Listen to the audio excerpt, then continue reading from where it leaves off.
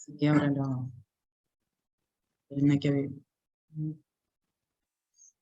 están agregando.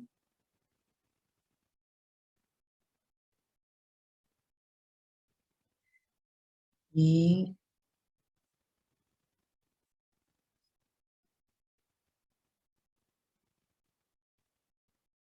bien. Vamos a arrancar entonces por lo que es localización.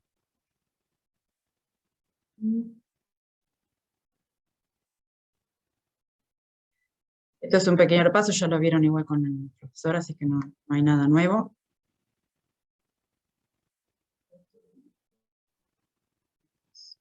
Bueno, cuando estábamos hablando de localización, de instalaciones, estamos pensando en cómo seleccionar el mejor lugar para instalar una planta, una empresa, lo que fuera.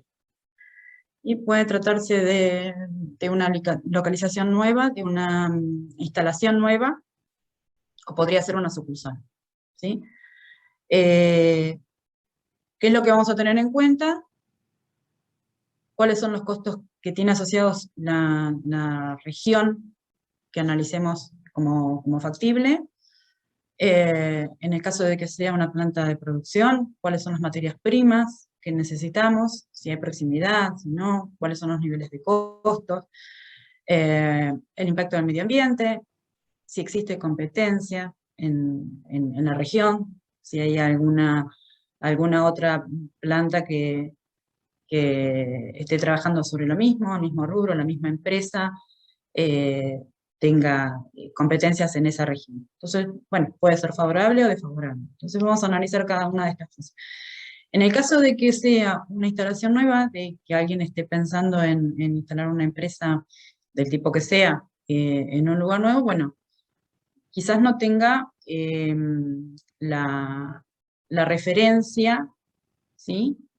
Más que por algún sondeo, por alguna miembro de la propia empresa que vaya a hacer una inspección, digamos, del lugar y tenga la información.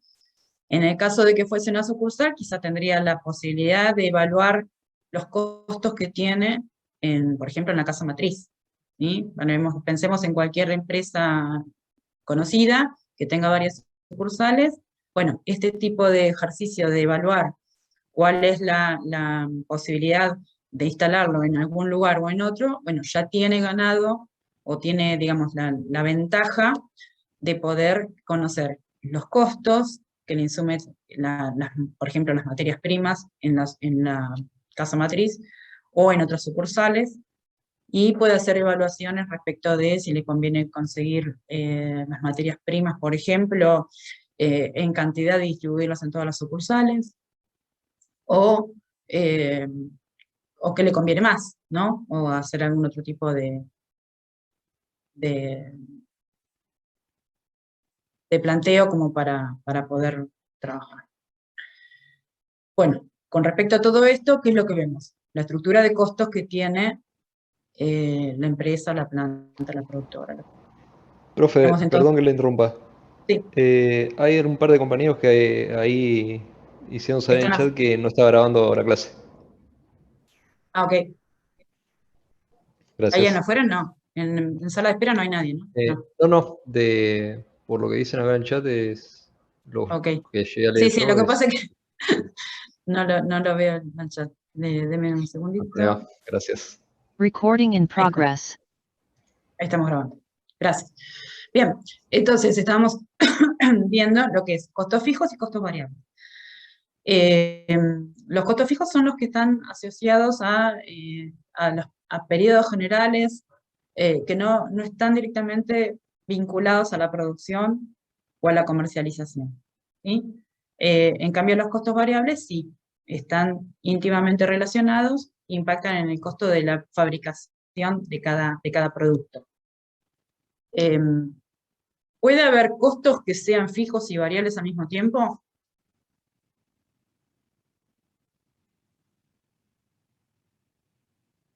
¿Qué les parece? ¿Puede haber algún costo que sea fijo y variable al mismo tiempo? ¿O que podría ser uno u otro? Algo les mencionó el otro día Bernardo. ¿Alguno se acuerda?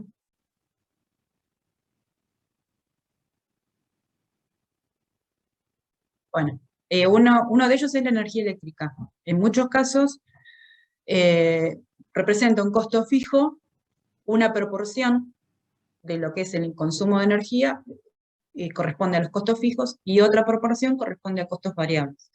Y entonces vamos a ver que de acuerdo a lo que estemos analizando, del mismo costo, del mismo elemento que estemos analizando, vamos a determinar que una parte le corresponde asociarlo a los costos fijos y en otra parte corresponde asociarlo a costos variables. Hay una proporción de los costos fijos que son más representativos o menos representativos. Esto va a ser en función de la cantidad de producción que tengamos, y esto va a estar relacionado también con la capacidad de producción de la planta que estemos instalando, ¿sí? Por eso, después vamos a ver que cuando estamos en una distribución que hayamos elegido, en una localización, vamos a ver que el conjunto de costos fijos y costos variables para esa instalación son diferentes de otros, ¿sí? Por todo lo que estuvimos viendo recién, ¿no? Los ejemplos que estuvimos analizando. Entonces, quizás para un nivel de producción, por el peso que tienen los costos fijos y por el peso que tienen los costos variables, sea más redituable que esté instalado en una planta, en una ubicación o en otra, ¿sí? Entonces eso es lo que tenemos que tratar de detectar. Bien, entonces acá vemos que si bien es posible determinar cuál es la mejor ubicación, probablemente no sea la mejor o la ideal, no hay una única. Hay que utilizar este contexto de esta estructura de costos para analizar cuál es lo mejor o qué es lo que más rentabilidad nos trae, nos genera, o por lo menos los menores costos posibles, ¿sí? Para eso vamos a ver cómo se hace la tabla de ponderación de costos en función de las características de cada ubicación. Bien. Esto es un repasito porque esto ya lo vieron con el profesor, así que vamos a pasar muy rápido, así no se aburren.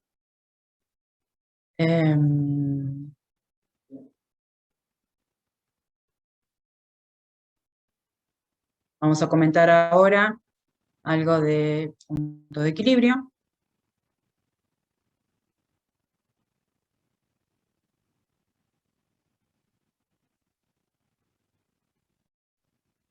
Bien. ¿Estás viendo, no? Punto de equilibrio. ¿Se ve? Sí, sí.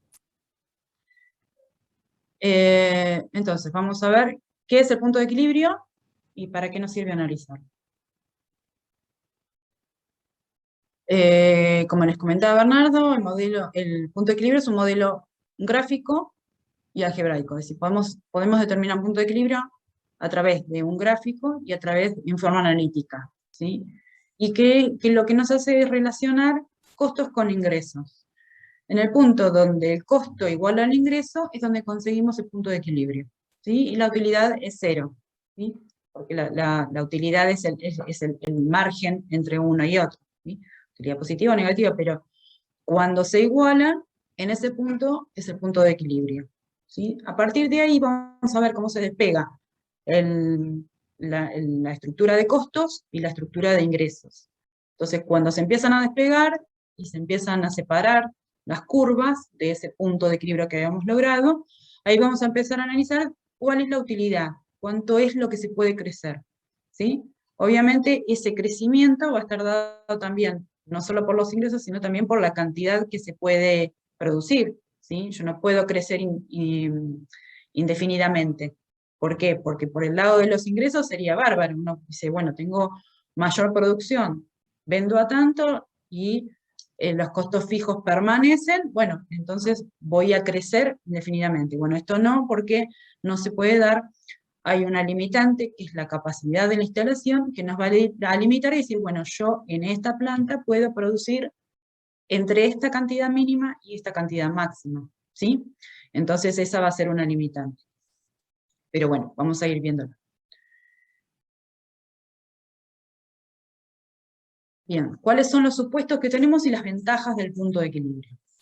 Los supuestos son que todos los costos y volúmenes son conocidos. Nosotros tenemos a priori cuál es lo que podemos producir y la estructura de costos, ¿sí?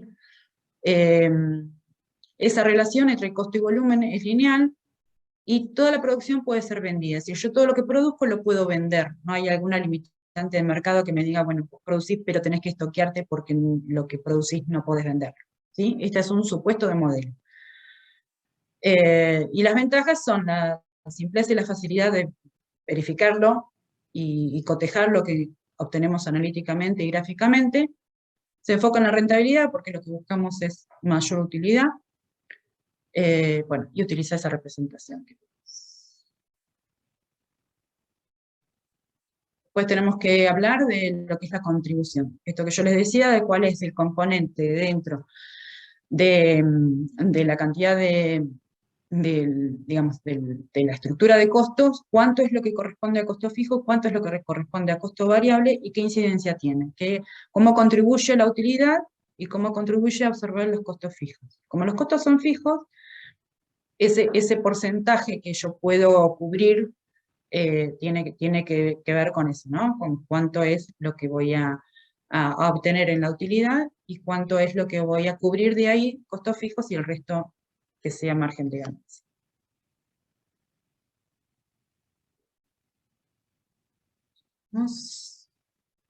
Bueno, entonces, estos serían en fórmulas, digamos, lo que es el punto de equilibrio, decíamos recién, que el ingreso total menos el costo total nos da el punto de equilibrio, donde el beneficio es cero, ¿sí? Donde el costo es igual al ingreso. Los costos fijos y los costos variables, ¿sí? Sumados conforman los costos totales, asociados, como dijimos recién, o no a las cantidades producidas, ¿sí? A la cantidad que denominamos. Tenemos el precio de venta unitario, la cantidad, venta o producción, ¿no? De lo que estemos hablando. Y para poder determinar ese punto de equilibrio tenemos que conocer cómo están compuestos la estructura de costos, ¿sí? Si no, no lo podemos analizar.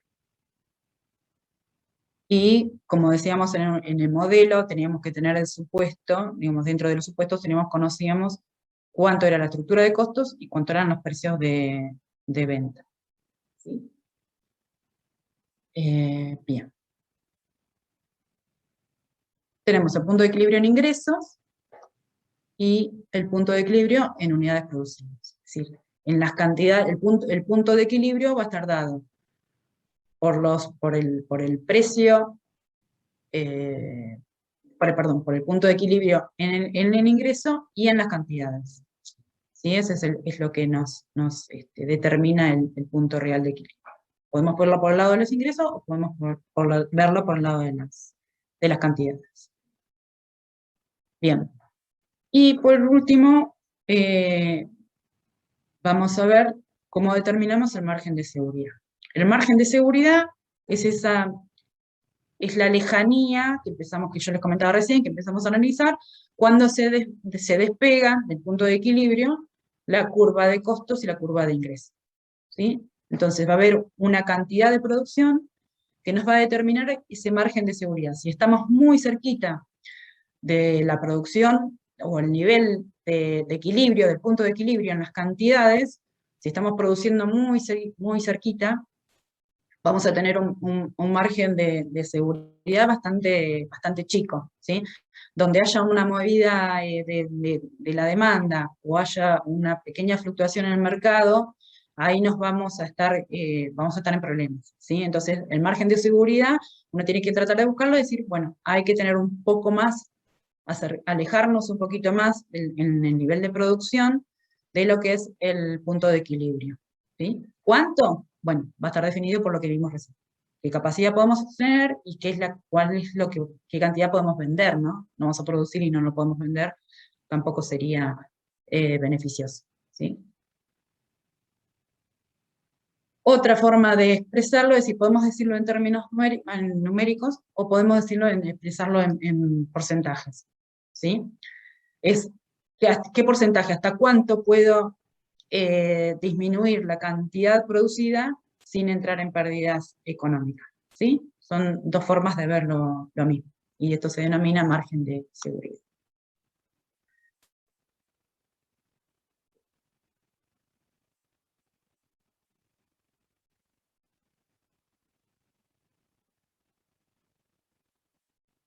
Todavía no quedó nadie afuera. Vamos a seguir. Y por último, esto lo tienen todo ahí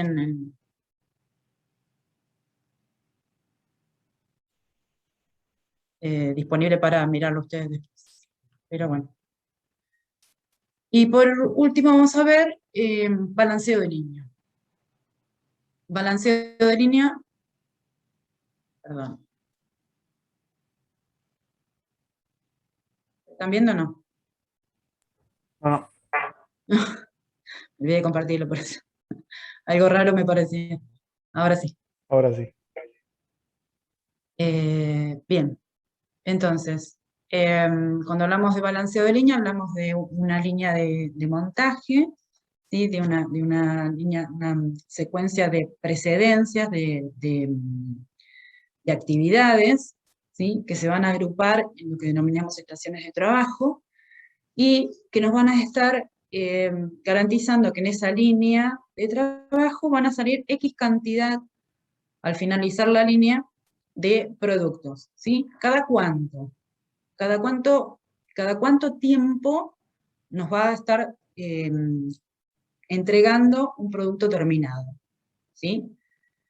¿Cuánto tiempo va a estar disponible de trabajo toda esa línea de montaje? ¿Cuánto es? Digamos, supongamos que estamos hablando en una jornada de trabajo, bueno, ¿cuántas horas puede trabajar? Como dato, para que tengan en cuenta, siempre vamos a, salvo que diga lo contrario, ¿no? Pero siempre vamos a estar trabajando en minutos o fracciones de minutos, ¿sí? Para tener todos el mismo criterio en cuanto a denominación en el tiempo, ¿sí? Entonces, vamos a tener limitantes. Podemos proponer X cantidad de producción. Es decir, yo quiero que toda la línea de montaje trabaje X cantidad de tiempo y me produzca, no sé, 800 unidades de tornillos, de lo que fuera. O puedo decir, quiero trabajar con la línea de montaje, pero que se organice en determinadas estaciones de trabajo, y eso me condiciona la producción, ¿sí? Como en general, lo que hemos visto hasta ahora cuando queremos optimizar en la mayoría de los temas que hemos estado viendo, vemos que no se puede optimizar todo, ¿sí? Siempre hay que priorizar qué es lo que yo quiero. Quiero priorizar el tiempo, quiero priorizar producción. ¿Qué es lo que estoy dándole prioridad yo como empresa, como gerente de la empresa? ¿Qué es lo que yo analizo de la actividad y qué es lo que a mí más me favorece?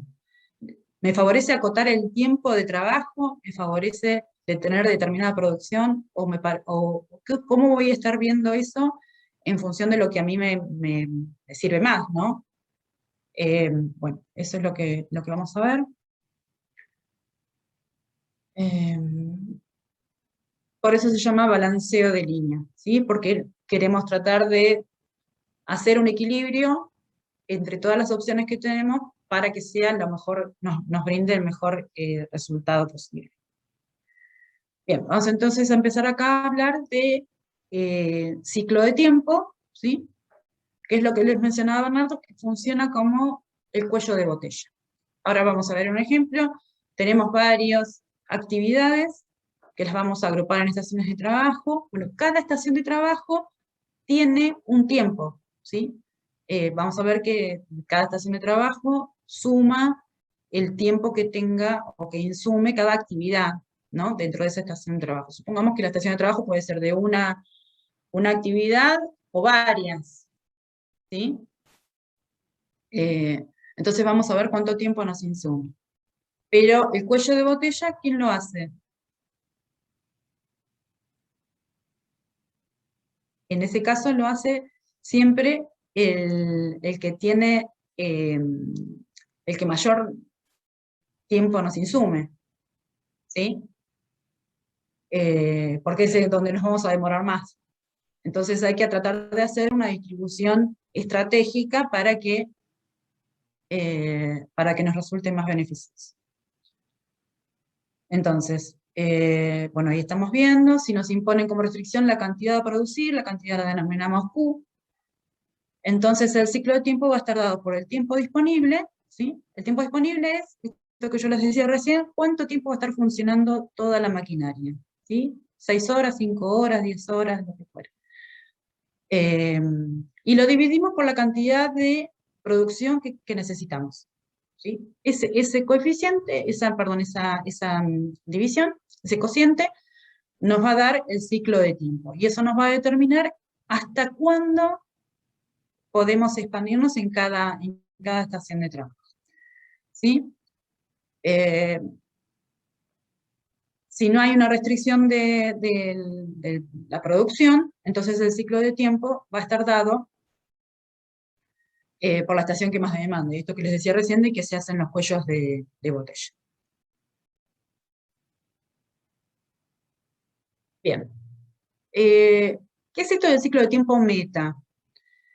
Es importante tener en cuenta que no es lo mismo que el ciclo de tiempo, y que es orientativo, es decir, nos da una pauta de cómo podemos agrupar nosotros las actividades en la cantidad de estaciones que nos piden, ¿sí? Por esto que les decía, puedo determinar la cantidad de producción, o necesito decir, esta línea de montaje va a trabajar con 5 estaciones de trabajo, o 4 estaciones de trabajo. Entonces, en ese caso, ¿cómo determinamos el ciclo de tiempo? Vimos recién que lo determinábamos cuando teníamos producción y teníamos el tiempo disponible, ¿bien? Ahora, la producción no la tenemos definida, entonces, pero sí tenemos la cantidad de estaciones de trabajo. Entonces, como orientación para poder agruparlo, vamos a buscar esto que es el ciclo de tiempo meta. El ciclo de tiempo meta es la sumatoria de todos los tiempos de las actividades y de toda la línea, y la dividimos por la cantidad de estaciones de trabajo que nosotros queremos armar, ¿sí? Entonces, ese número nos va a dar un valor cercano, ¿sí? Entonces, en tiempos, ¿sí? El ciclo de tiempo es de tiempo meta, nos va a dar un tiempo determinado que nos va a decir más o menos por dónde va a estar el número que tienen que sumar para agruparse las actividades en las 3 estaciones de trabajo, o 4 estaciones de trabajo, o lo que nos diga el ejemplo que estemos analizando, ¿sí? Pero no es restrictivo. A la diferencia del ciclo de tiempo, el ciclo de tiempo sí es restrictivo. No se puede superar. Igual ahora lo vamos a ver con un ejercicio. Bien, después teníamos el mínimo teórico de trabajadores, ¿sí? Que es el número que surge de dividir el tiempo de línea sobre el ciclo de tiempo, ¿sí? ¿Por qué? Porque el ciclo de tiempo es lo que más nos va a, digamos, es el tope que tenemos, y el tiempo de línea es la sumatoria de los tiempos de las actividades. Entonces, esa división nos va a dar el mínimo teórico de trabajadores. Recuerden siempre que el mínimo teórico de trabajadores nos va a dar, en general, un número decimal, ¿sí? 3,75, 3,10, lo que fuere. Y el número más próximo, inmediato, superior, nos da el número real de trabajadores, que es lo que tienen ahí abajo, ¿sí? Entonces, cuando hablamos del mínimo teórico de trabajadores, tenemos que siempre expresarlo con decimales, no redondearlos, como da la cuenta nos da. Ese es el mínimo teórico de trabajadores, y el número real de trabajadores es el número entero próximo, ¿sí? Ese cociente entre el mínimo teórico de trabajadores y el número real de trabajadores es una de las formas de establecer la eficiencia del balance de línea, ¿sí? Del sistema que estamos analizando. ¿Qué sería lo ideal? Que esa eficiencia nos diera el 100%. ¿De qué manera nos daría el 100%? Sería que todas las estaciones de trabajo tuviesen el mismo número, ¿sí? Que es un ideal, porque muy difícilmente se puede alcanzar, ¿no? Pero bueno, se puede siempre mejorar la eficiencia. Bien, entonces ven acá, perdonen que saco esto.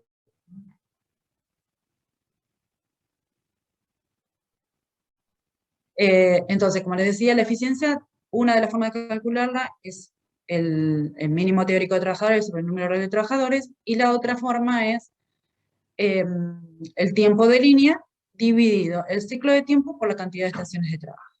¿Sí? Esta fórmula de la eficiencia la vamos a utilizar cuando el ejercicio nos diga qué cantidad de estaciones de trabajo queremos armar, ¿sí? Pero ambas expresiones de la eficiencia es en porcentajes.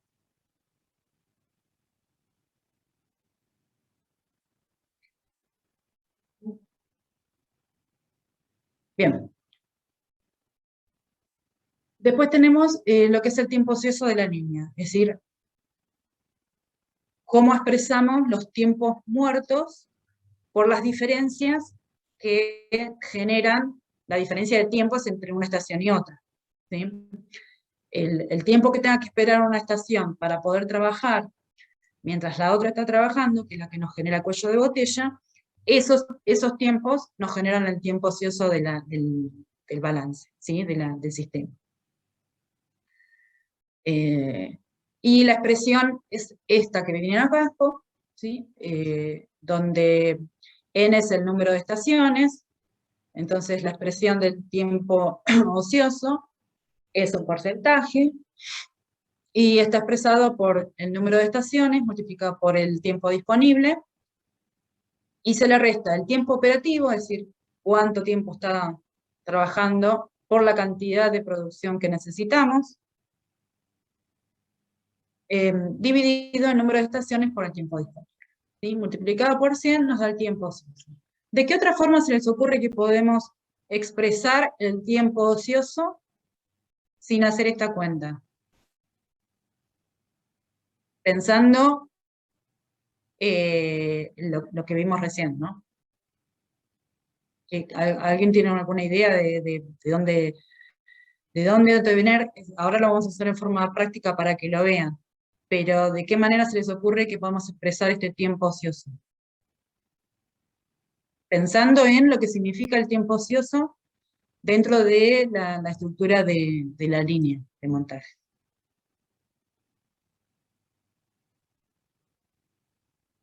¿A alguien se le ocurre? Bueno, si nosotros pensamos en la eficiencia del sistema y decimos que la eficiencia al 100% sería si todas las estaciones trabajasen en la misma cantidad de tiempo, si fuese uniforme, nos daría una eficiencia del 100%, porque no habría nadie, no habría nadie sin trabajar, ¿sí? Entonces, el tiempo ocioso es la contracara de la eficiencia del sistema. Entonces, 1 menos la eficiencia nos da el tiempo ocioso, ¿sí? Es otra forma de corroborar que estamos buscando bien los valores, ¿sí? Ahora lo vamos a ver en un ejercicio. Bien. Y después de planeación sistemática de instalaciones, el otro día también estuvieron viendo algo con Bernardo, que es el desarrollo de la matriz de Mutter, ¿sí? Que es una matriz que ahora vamos a hacer un ejercicio para que sea más fácil de entender, pero es una matriz que relaciona distintos departamentos o sectores, y entonces le asigna una ponderación a quienes, bajo el análisis, ¿no? Obviamente, de las características de cada sector, de cada departamento, de la funcionalidad, de la relación que tienen entre unos y otros, en función de eso se determina si tienen que estar próximos o si tienen que estar distantes, ¿sí? Hablamos, a ver, supongamos que no estamos hablando de una oficina administrativa, pero supongamos, y que es más fácil pensarlo en una instalación en un predio grande, donde los sectores o los departamentos estén distantes, ¿sí? ¿Qué es lo que podemos analizar que nos permita generar la necesidad de que estén cercanos, de que estén permanentemente vinculados, que lleven no sé, piezas de un lugar al otro? Y ahí que evaluamos, en la necesidad de estar cercanos. Necesitamos decir, bueno, si yo tengo que permanentemente llevar elementos de este departamento a este departamento, ¿qué tipo de elementos son los que llevo? ¿Es algo como un cuaderno, algo que no pesa, que lo puedo llevar en mano? ¿O son estructuras grandes que tienen un costo de trasladar y un riesgo de trasladar? Entonces, en ese caso, tendría que estar analizando cercanías.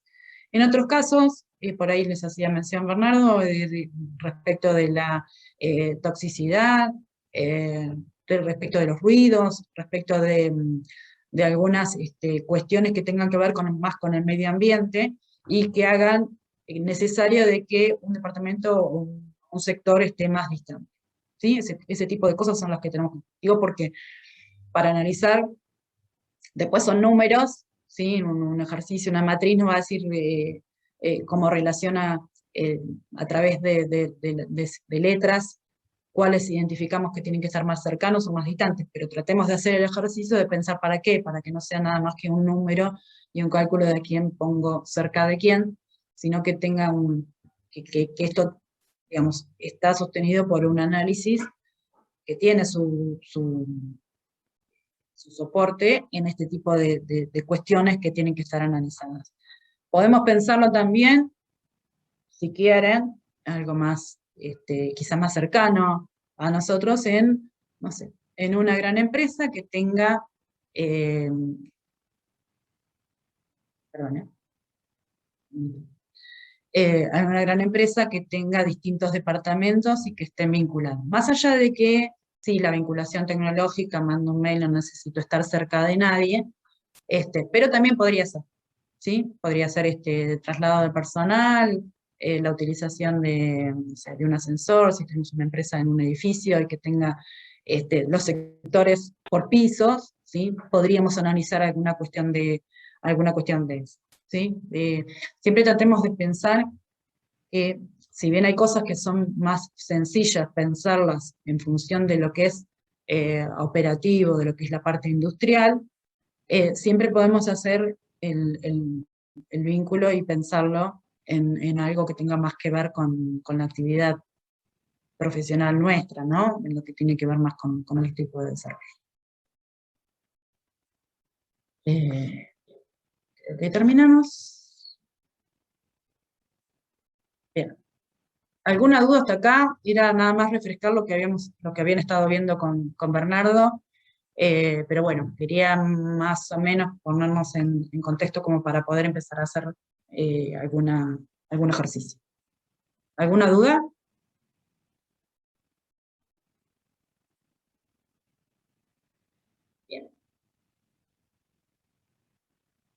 Bien. Vamos a empezar.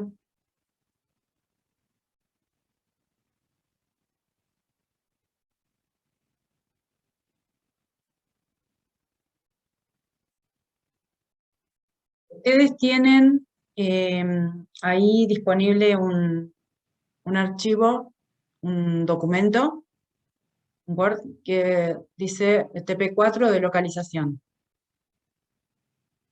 Lo pueden visualizar, lo tienen ahí disponible en la plataforma como para ir viéndolo, y así lo podemos ir analizando, chupando, y lo vamos resolviendo.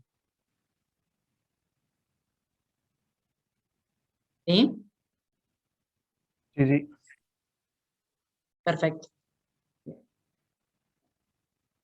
Lo tengo impreso acá, lo vamos tornando, y ustedes me van diciendo a ver qué es lo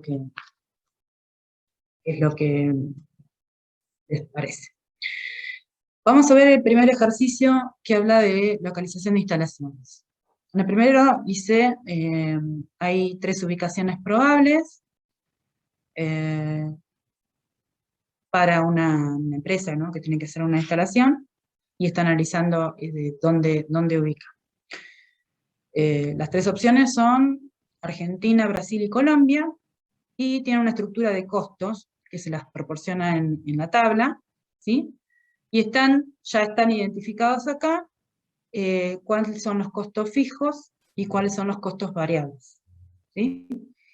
Entonces primero nos pide encontrar la ubicación ideal, ¿sí? Como estamos hablando de estructura de costos, la ideal va a ser la que tenga menores costos, ¿no es cierto? Y nos dice el volumen de venta, que dice que son 13.000 unidades por año, ¿sí? Para todas las ubicaciones. Acá, para hacer la comparación, utilizamos el mismo nivel en este caso es venta, no producción, de venta, para todas las ubicaciones. Lo que difiere es la estructura de costos fijos y la estructura de costos variables. Y acá no está diciendo en qué, después vamos a ver otro ejercicio que sí, pero acá no nos está diciendo en qué se basa para armar esos costos variables y fijos, pero son diferentes para cada estación, para cada, perdón, localización. Entonces nos pide encontrar cuál es la ubicación más adecuada. ¿Qué es lo que tenemos que plantear entonces? Nos dice cuál es el valor de venta, ¿sí? Y cuáles son las cantidades que se van a vender. ¿Cómo arrancamos acá para encontrar cuál es de las 3 ubicaciones la que mejor margen nos da? Habría que sacar el ingreso total, que es la cantidad de volumen de venta, por el precio que se espera vender, y después el costo fijo más el volumen de venta por el costo variable de cada uno. Y al ingreso total, restarle eso y el mayor sería la mejor ubicación. Bien, sí. Para arrancar lo que es la mejor ubicación, estamos hablando de, como está hablando de la más económica, ¿sí? Con analizar lo que corresponde a los costos, ahí ya estamos estableciendo a nivel de costos cuál es la ubicación más adecuada. Después, en el segundo punto, nos pide graficar cada una de las localizaciones. Después nos pide determinar la utilidad, que eso es parte de lo que decías vos recién, y nos pide analizar, en función del gráfico que obtuvimos, para qué volumen de producción es mejor cada lugar. Esto que les decía, que tiene que ver con las capacidades de producción de cada lugar, y vamos a ver ahora, vamos a tratar de ir haciéndolos, después yo lo muestro para no hacerlo tan largo, cómo quedaría el gráfico, y en función del gráfico que yo le voy a mostrar, vamos a hacer una conclusión respecto de cuál es la localización mejor para cada nivel de producción, ¿sí? ¿Por qué? Porque en el primer punto lo que nos está diciendo es, a nivel de estructura de costos, de las 3 ubicaciones, la mejor es esta. Ahora vamos a hacer algunas cuentas como para determinar cuál es. Ustedes me dicen cuál es la más indicada, ¿sí? Pero después tenemos que analizar para de acuerdo a toda esa estructura, para cada nivel de producción, cuál es el que más nos conviene, ¿sí? Bueno, les propongo que vayamos haciendo algo que entre todos que vayamos calculando y bueno, nos vamos haciendo el ejercicio entre todos, ¿sí? Bien, entonces, Jorge, estabas, ¿no? Recién comentaste cómo armarías, por ejemplo, para Argentina. Sí, sería 13.000 por 45 más 450.000. Bien, a ver, algún compañero que nos ayude con las cuentas, si podemos ir. 1.035.000 creo que.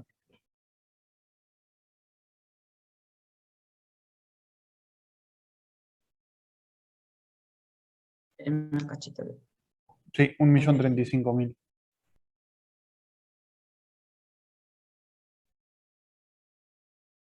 Dame un segundito.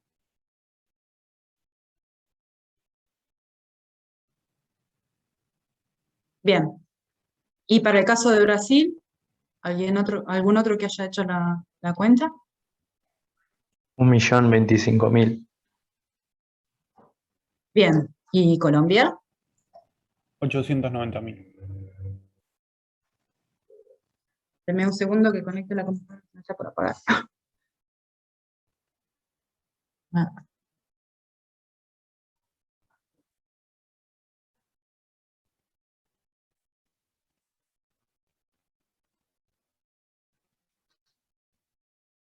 ahí estamos. Ahí voy.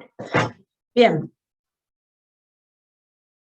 Entonces, con esos números que obtuvieron, ¿cuál es la más rentable? Más rentable no. ¿Cuál es la más económicamente rentable Colombia. en cuanto a Colombia. Colombia? Sí.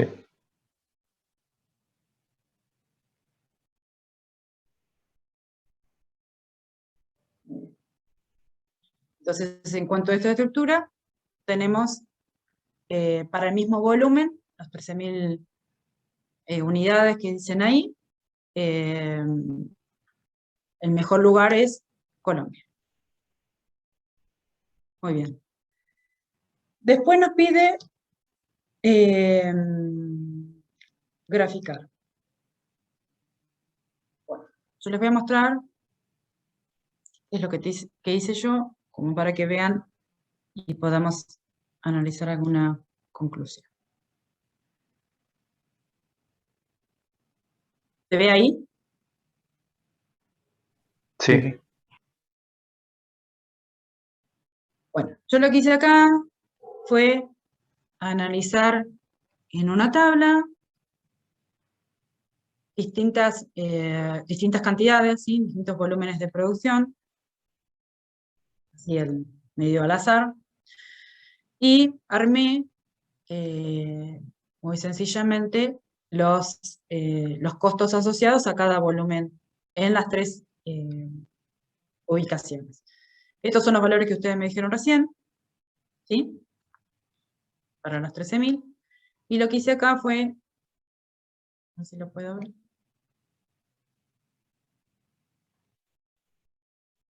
¿Se ve ahí el gráfico? Sí, sí. Bien. Esperen que lo hago con cachitín.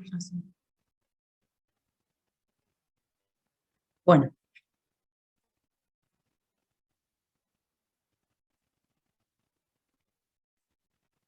Esas 13.000 unidades, ¿sí? Más o menos estarán por acá. Fíjense que la curva verde es la de Colombia y es la curva que está más baja, ¿sí? Por eso está bien calculado lo que, al menos gráficamente, estamos pudiendo corroborar lo que analíticamente calculamos. Ahora, lo que nos pide es, en función de esta disposición de las curvas, ¿sí? La celeste es la argentina y la roja es la brasilera, ¿qué volumen de producción o en qué puntos estamos en condiciones de decir que una es mejor que la otra? Lo que quiero decir es, Colombia, para un volumen menor, ¿es siempre mejor? No, menor de 6.500 más o menos es mejor Brasil, ¿no? No veo Este bien. sería Claro. el punto, ¿no? Claro, en Claro, ese por curso. ahí, para la izquierda sería Más o mejor menos. Brasil. Más o menos ahí donde se cruzan. De acá para, para abajo, digamos, menos cantidades, es mejor Brasil, ¿sí? ¿Y hay algún tramo en donde sea mejor Argentina? Que Colombia, sí, pero que Brasil no. Ahí se ve entero. En este tramito, ¿sí? Argentina es mejor que Colombia. Claro, pero siempre Pero bien, comparás como decían contra ustedes, Colombia, o sea, siempre comparás contra el que te dio al principio. sí, sí, no, a ver, esto es un análisis no relacionado con el otro inciso. En el otro inciso calculamos cuál era el menor de costos para ese nivel de producción. Lo que vemos ahora es que si nos salimos de las 13.000 unidades que teníamos ahí, perdón. Claro, porque si no yo tomaría siempre la curva, la que esté más abajo, y tomaría, bueno, o la de Colombia o la de Brasil, punto. Y no tomaría ninguna otra más. Exactamente. Porque si no, o sea, si tuvieras, en vez de 3 casos, tuvieras, no sé, 10, que voy a estar comparando todos, o sea, como que nada. Me fijo simplemente la curva de más abajo, por decirlo así, y en este caso serían 2, nada más. No miraría el resto. Exacto. Es así, el análisis, digamos, más allá de que el ejercicio nos pauta analizarlo sobre 13.000 unidades, lo que nosotros queremos, o lo que quiero que vean ustedes, es que no para todos los volúmenes de producción es ideal la misma ubicación. ¿Sí? Eso es lo que queríamos ver con este ejemplo. Y obviamente va a depender de cómo se comporten las curvas y los tramos de producción. También va a tener que tener en cuenta de si la capacidad de producción de Colombia, por más que sea más chica, si realmente la cantidad que queremos producir es menor, porque uno dice, sí, los costos son menores, puedo producir mucho, sí, pero bueno, no sé hasta qué punto la producción o la capacidad de producción de esa instalación me va a permitir trabajar de esa manera. ¿Sí? Entonces, por ahí, uno, no sé, como empresa, si tuviese que distribuir varias sucursales, por ahí podría decir, bueno, para este nivel de producción, instalo acá, para este nivel de producción más chiquitito, pero porque me favorece la estructura de costos, instalo acá y otra sucursal en otro lugar.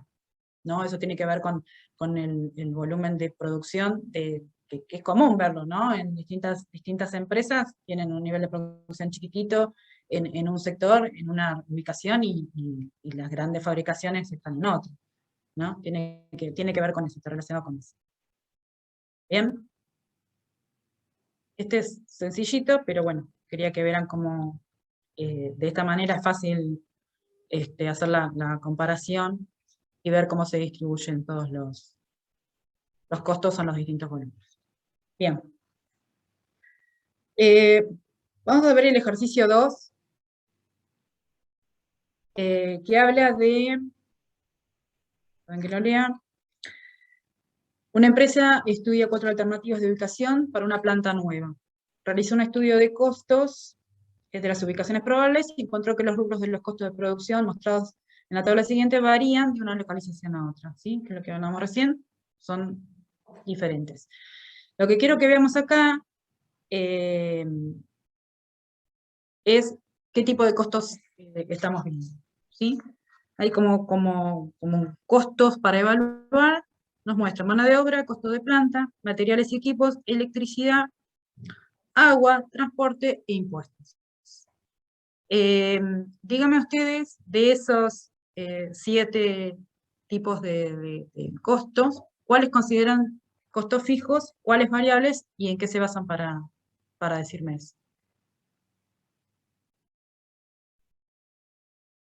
A ver, vamos a ver. Mano de obra. Fíjense que en todas las Variable. localizaciones. ¿Por qué? Y porque depende de la producción, varía la mano de obra que contrato.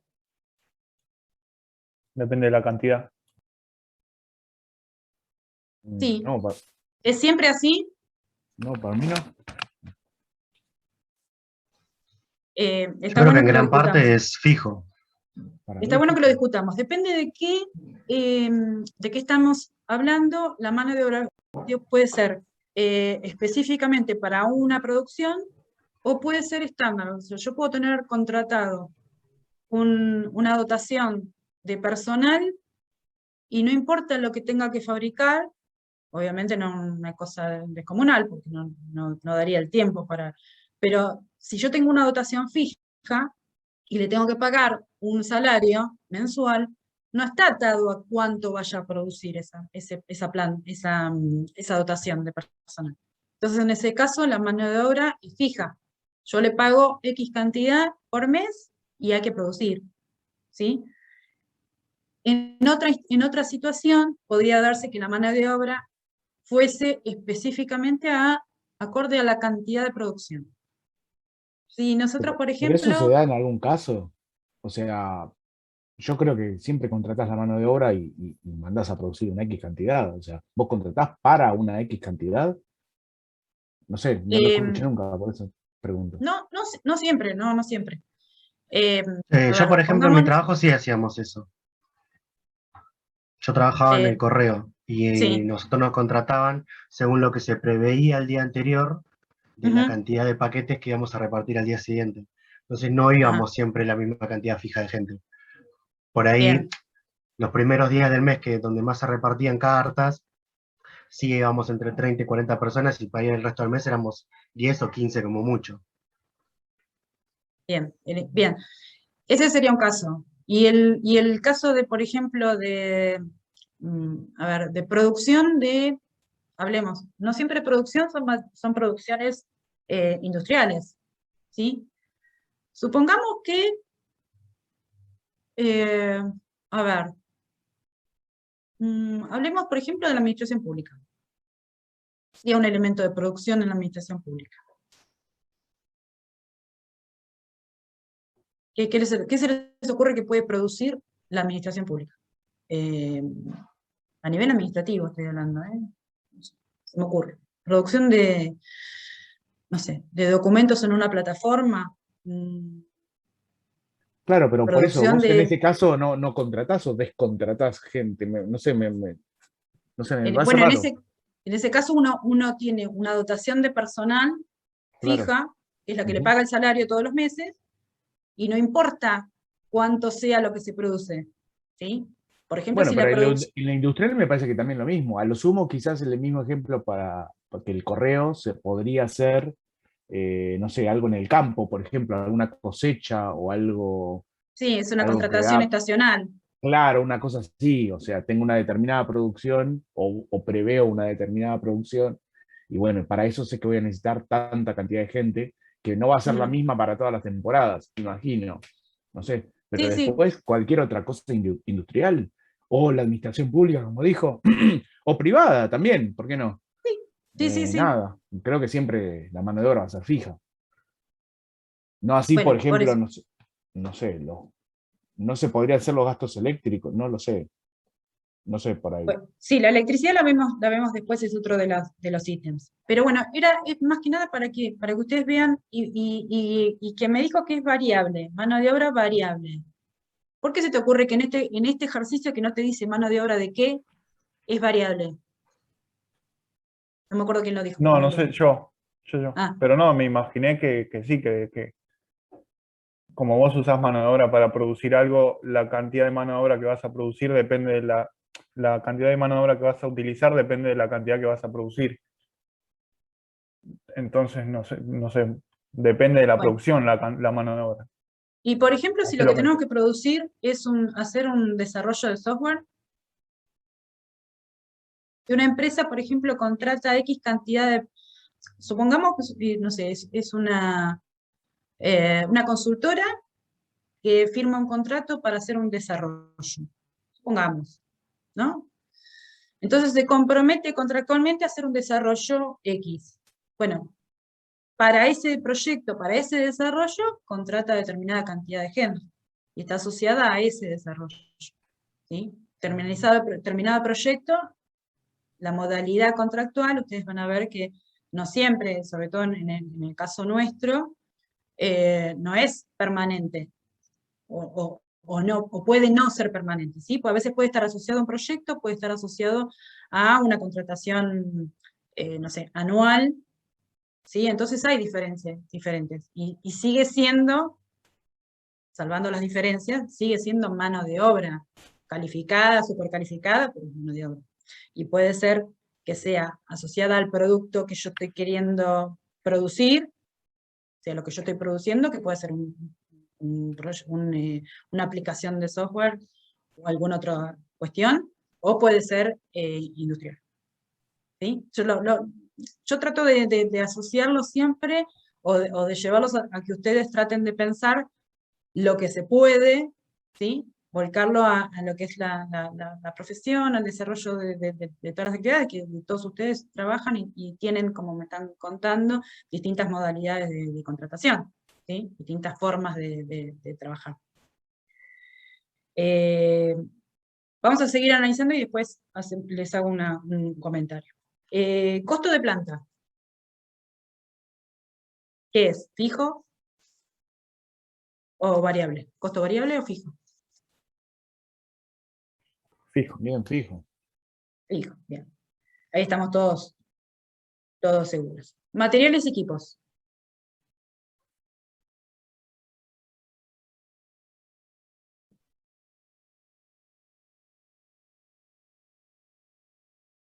¿Qué puede ser? Y lo que pasa es que me genera la duda, no sé qué sería variable.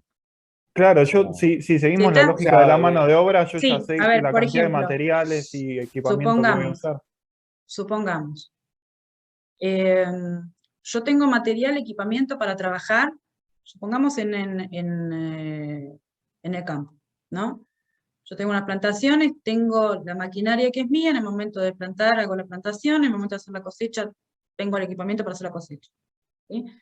Eso sería un costo fijo porque yo tengo que mantener ese material, esos elementos, esos equipos, los tengo que mantener, produzca o no produzca, ¿sí? Pero podría ser que yo contrate o alquile equipamiento exprofeso solamente para hacer, por ejemplo, la cosecha. Ustedes ven que hay empresas que alquilan los equipamientos, quizás no a esa escala, ¿no? Pero en muchas cuestiones el costo de los elementos es tan alto que muchas veces se opta por el alquiler del equipamiento para resolver Y la sí, yo situación que estaba se pensando en presenta. eso, pues, por ahí tenés ¿Sí? la máquina y se te rompe la máquina para cosechar, te sale un montón de dinero poder Ujú, reemplazarla, por ahí sí. alquilándola, si se rompe, vos te asegurás de que la máquina va a estar, y bueno, listo, sea esa o sea otra, Bueno, listo. pero está quizás asociada más al trabajo puntual de lo que estás haciendo y no a la totalidad de la disponibilidad que vos tengas de ese equipo, más allá de que produzcas o no produzcas. Quizás lo vas a alquilar si lo necesitas para hacer la cosecha. Si se te rompió y no tenés que hacer la cosecha, bueno, por ahí te tomás el tiempo para poder arreglarlo, repararlo y lo mantenés. No, pero ¿Sí? también a eso voy con respecto al tema del costo. O sea, si yo lo alquilo, yo sé que el gasto ese de alquiler, bueno, va a ser fijo y va a ser ese gasto puntual.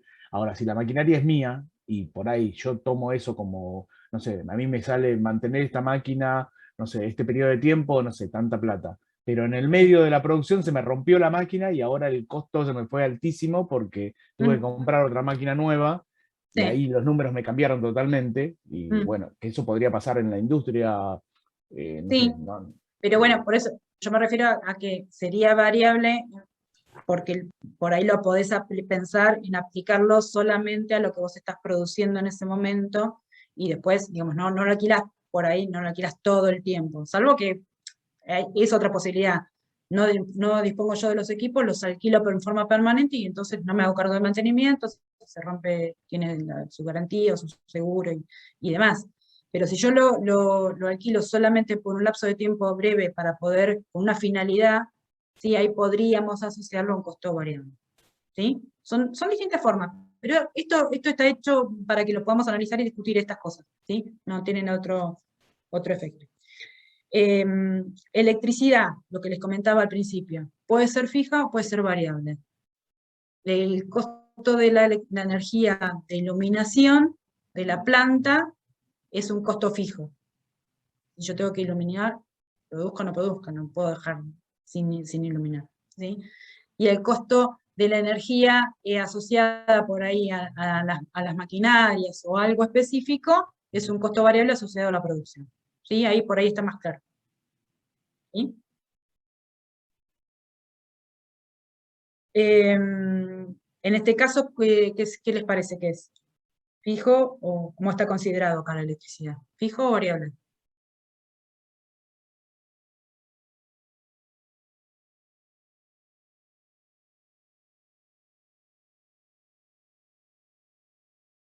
Fijo. Fijo. Bien, coincido. ¿El agua? ¿Puede ser fijo y variable? ¿Puede ser ambas cosas también? Y sí, si la electricidad puede ser también el agua. Dependiendo de Cualquier qué tipo servicio, básicamente. en este caso sí, dependiendo de qué tipo sobre todo en industria, podría ser variable. ¿Transporte?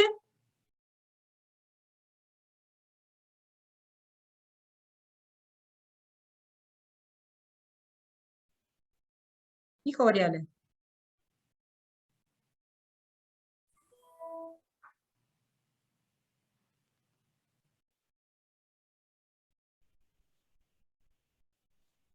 Sería variable, ¿no? En este caso es variable. ¿Y los impuestos? Es genérico acá, ¿eh?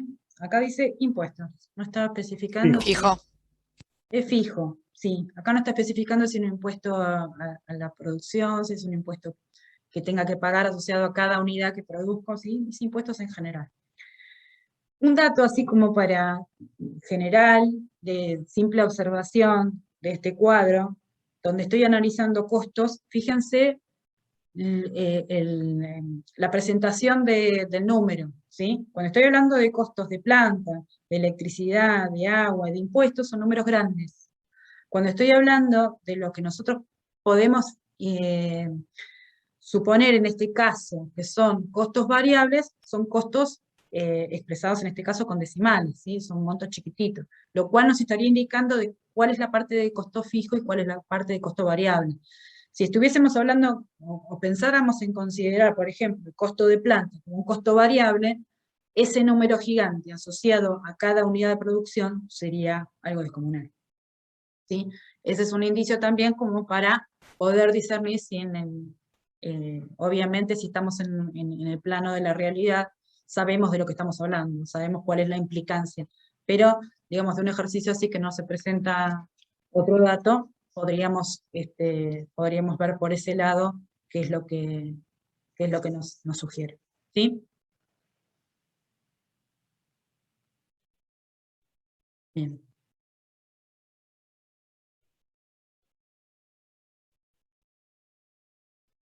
Yo lo tengo acá resuelto, igual después esto se los paso, así que... Pero ahí la mano de obra la tenés como costo variable. Sí, Eh, por lo que les decía, esos son números chiquititos que yo los asocio más, como no me dice nada el ejercicio, lo asocio más a un costo variable que a un costo fijo. Por lo que lo hablamos recién, ¿sí? ok. Hay distintas formas de mirarlo. Si no me dice más nada, presumo por esta distancia entre el formato de un número y de otro, que puede ser costo fijo y costo variable, ¿sí? Bueno, esto sería más o menos como les quedaría resuelto el ejercicio. Para ir avanzando.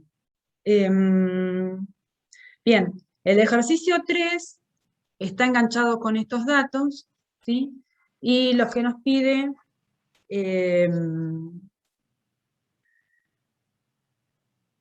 que han calculado el volumen del mercado de producto por año para los siguientes 10 años. ¿Sí? Está haciendo una proyección, 10 años para adelante, y nos establece probabilidades respecto de la ocurrencia de esos volúmenes, ¿sí? Entonces nos dice en unidades de 1000, 50.000, 75.000, 100.000 y 200.000 unidades, con probabilidades asociadas de 0,4, 0,2, 0,1 y 0,3.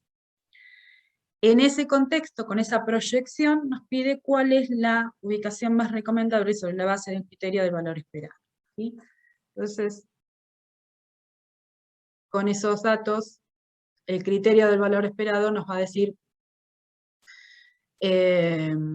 cuál es la demanda, ¿sí? Cuál es el volumen, en realidad, que es lo que tenemos que recalcular. El mismo cálculo que teníamos antes, pero expresado aplicándole las probabilidades a las cantidades que nos está diciendo el ejercicio, ¿sí? El 0,4 para el 50.000, 0,2 para el 75, y así. De esta manera determinamos que el criterio de valor esperado nos arroja un volumen de unidades de 105.000. ¿Sí? Entonces volvemos a recalcular y determinamos que en ese caso, para esa producción, con ese esquema de probabilidades, la ubicación sería Brasil como la más adecuada. ¿Sí? No los quiero, no esto, porque son simplemente cuentas, por ahí lo que más me interesaba era el análisis de los costos.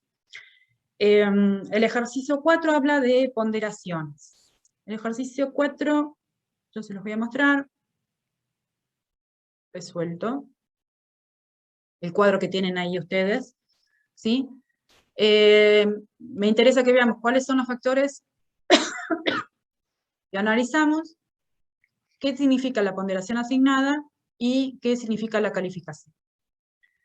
Fíjense que la ponderación asignada, como son ponderaciones, tienen que sumar entre todas las que nosotros distribuyamos, tienen que sumar 1, ¿sí? O sea, todo esto suma 1. Y después, por cada ubicación probable que nos sugiere, nos da una calificación. Esa calificación depende de cada lugar y la calificación la hace la empresa cuando está analizando la ubicación más adecuada. ¿Sí? Entonces, en función de los factores relevantes, que los factores relevantes son comunes a todos los lugares, y la ponderación asignada también es común para todos, lo que varía es la calificación en cada lugar. Entonces, supongamos, analizamos, por ejemplo, en el primer paso, los factores relevantes, los costos de producción. Los costos de producción tienen asociada una ponderación asignada de 0,35, ¿sí? Digamos que es el peso que tiene en la consideración cuando estoy evaluando un lugar, una instalación u otra, ¿sí? Una localización. Entonces, la mayor ponderación se la damos al costo de producción, mientras que, por ejemplo, la empresa determina que el impacto al medio ambiente es solo de 0,01, ¿sí? Tiene un impacto muy bajito. Y después, dentro de cada localización, fíjense cómo van variando las calificaciones. Por ejemplo, para los costos de producción, en Chascomús es 70, tiene una ponderación de 70, la calificación, perdón, de 70, y en Bahía Blanca de 35, ¿sí? Entonces, de esta manera, simplemente lo que hay que hacer es multiplicar para obtener la calificación ponderada, multiplicar la calificación de cada lugar por la ponderación asignada de acuerdo al factor que estemos analizando, ¿sí? Esas cuentas nos dan 4 valores finales, y en este caso, ¿cuál sería la ubicación más, con los valores que están viendo ahí, la ubicación más aconsejable?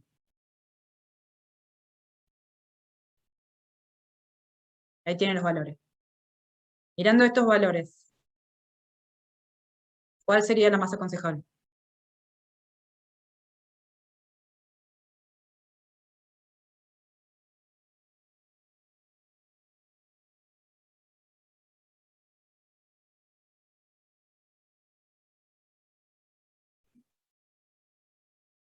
A ver, vamos por extremos. ¿El más grande o el más chico? Más chico es Bahía Blanca, el más grande es Chascomús. El más chico. No estamos hablando de costos, ¿eh?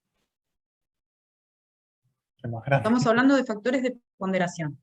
Entonces, en este caso, lo que tenemos que analizar es cuál de todas las calificaciones ponderadas, cuál es, a ver, piénsenlo como estamos calificando a alguien, ¿no? Entonces, analizando a una persona, haciendo una entrevista. Entonces tengo varios ítems en los que tengo que calificarlo. Bueno, si no sé, supongamos, cómo se desenvuelve la persona en la entrevista. A ese ítem yo le doy una calificación de 0,35, ¿sí? Entonces va a depender de la calificación que yo le dé a esa persona, multiplicada por esa ponderación, y en la sumatoria de todos los valores, la que me dé calificación más alta va a ser aquella con la persona que yo diga, bueno, esta es la persona que quiero contratar. ¿Sí? ¿Se entiende la comparación? En este caso, el lugar que tenga más calificación más alta es la que me da o que me sugiere que es la ubicación más acertada. ¿sí? Bien, ¿qué otro factor podrían ustedes agregar acá?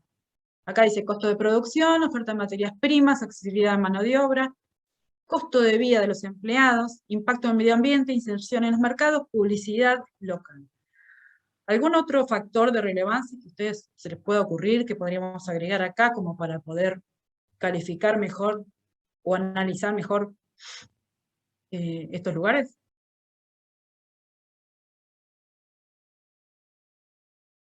Impuestos. Los Carga impuestos de cada lugar. impositiva. Sí, podría ser carga impositiva. Hay lugares donde la carga impositiva es muy alta y habría que ver qué afecta o cuánto afecta, cuánto impacta en el diseño de la planta que queremos instalar o demás. Y sí podría ser un elemento que... ¿Alguno más se les ocurre?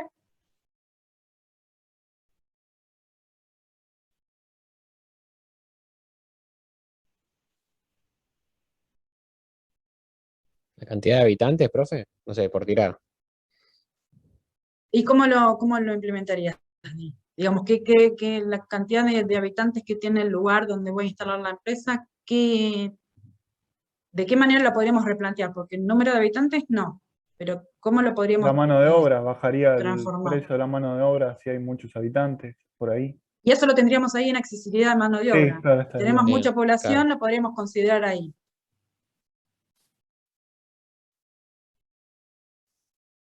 Bueno, no importa.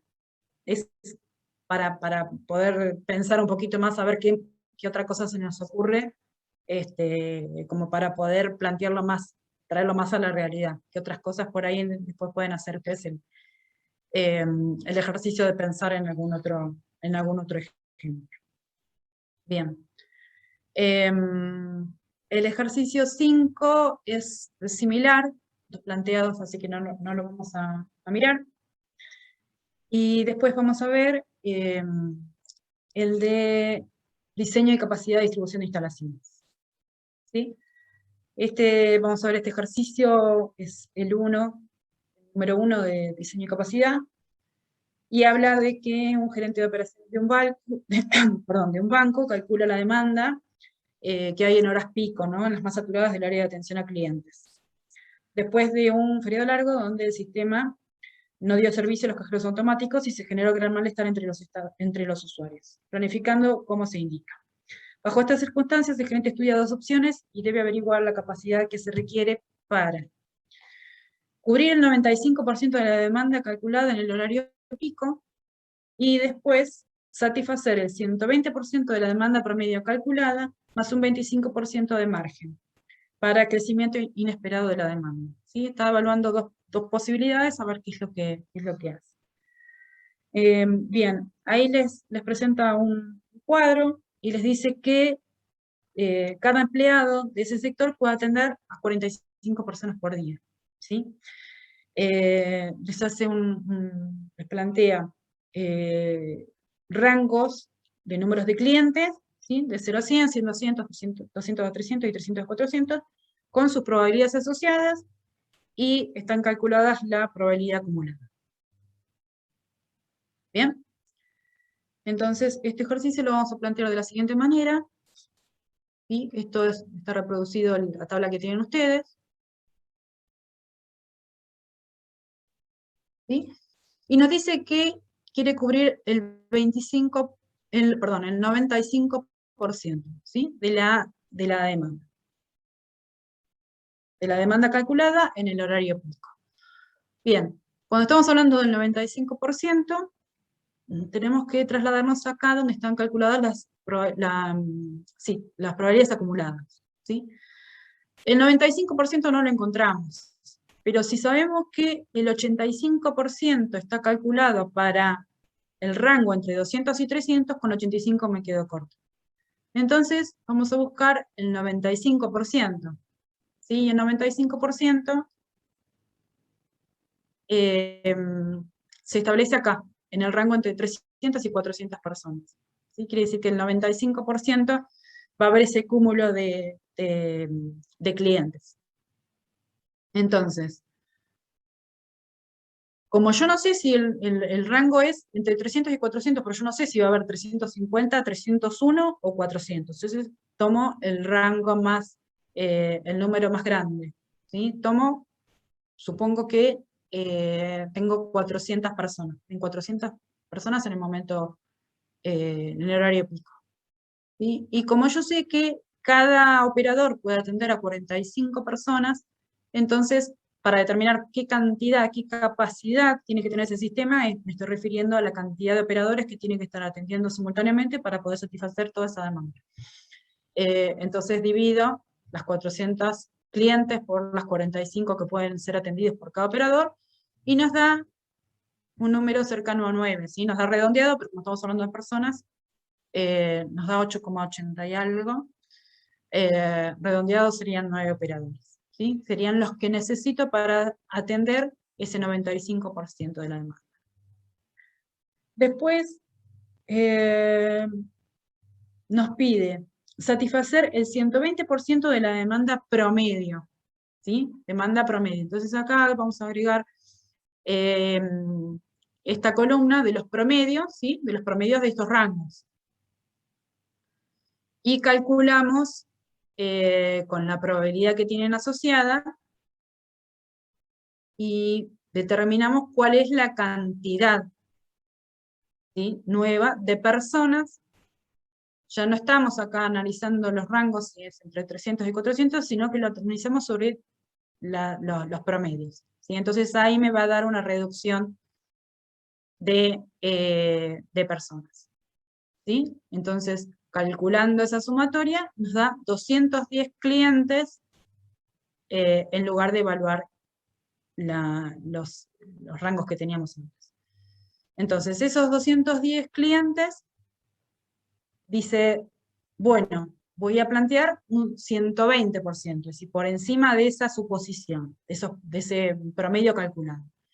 Entonces le aplico el porcentaje, ¿sí? El incremento, digamos, del 20%, entonces de 210 nos vamos a 252.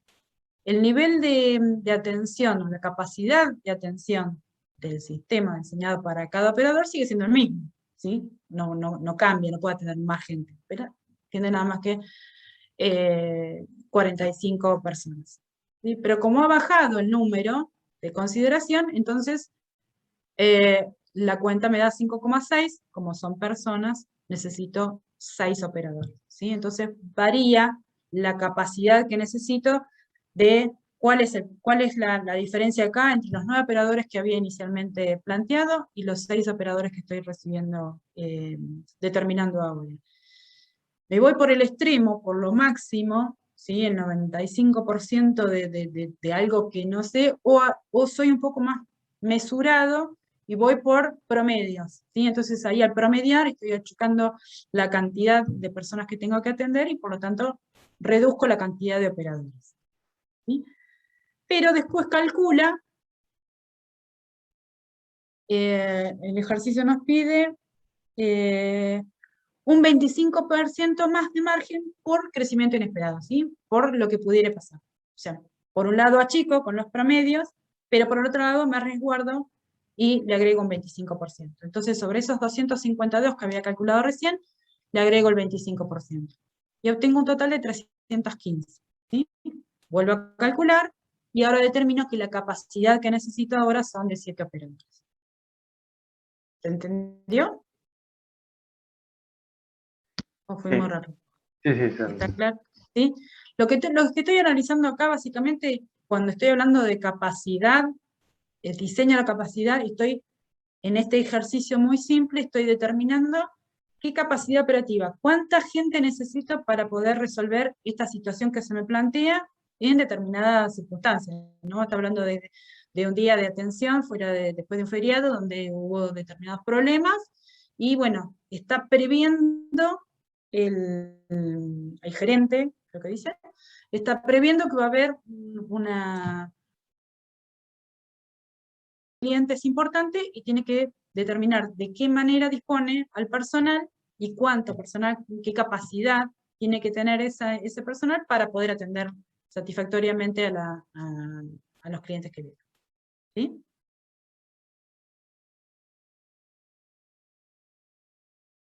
Bien.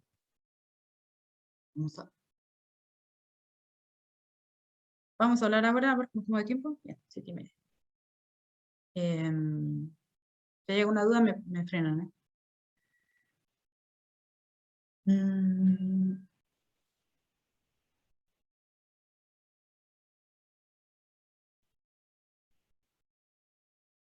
Bien. Vamos a hablar ahora de balanceo de línea. Vamos a refrescar lo que habíamos visto recién en el resumen. Balanceo de línea tenemos que hablar de ciclo de tiempo meta, tiempo disponible, tiempo de línea, ¿sí? Eficiencia del sistema, todo eso es lo que tenemos que tener en mente cuando vamos a hablar de balanceo de línea. El primer ejercicio que está ahí numerado como 6, balanceo de línea, dice que hay un diagrama de precedencia, ustedes lo tienen ahí, ¿no? Donde tiene determinadas actividades enumeradas de la letra A a la G, ¿sí? Son 7 actividades, y que se relacionan con el requerimiento con el tiempo que insume cada actividad, ¿no? Está cada una asociada expresado en minutos, en fracción de minutos. ¿Bien? Nos dice que la línea trabaja 8 horas por día y desea una producción de 800 unidades. Entonces, primera restricción, ¿qué es lo que quiere producir? Son 800 unidades. Esa es la primera restricción. Ya nos dice que tenemos que trabajar de manera tal de obtener esas 800 unidades. ¿Cuánto sería el tiempo disponible?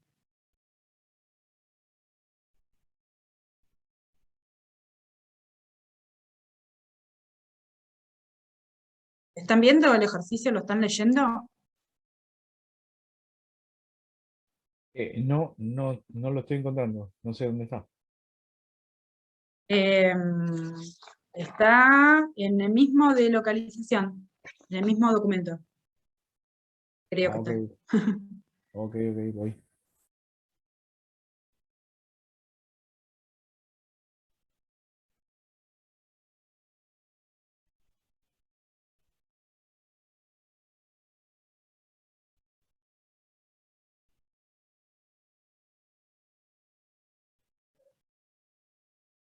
A ver, entre todo, mientras van buscando.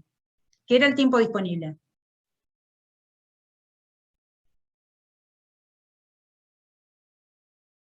Era el tiempo que podía estar funcionando la línea de montaje, ¿no?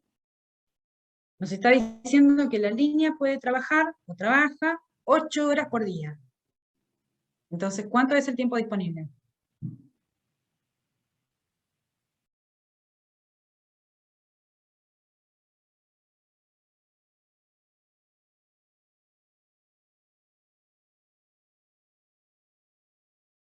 Expresado en minutos. 8 horas son 480 minutos, ¿no? Sí. ¿Sí? ¿Están ahí? Se fueron todos. Bien, entonces, el tiempo disponible son 480 minutos. El tiempo de línea, a ver, alguien que me saque la cuenta, ¿cuánto es el tiempo de línea? Conceptualmente era la sumatoria de todos los tiempos de cada actividad, ¿no? De la línea.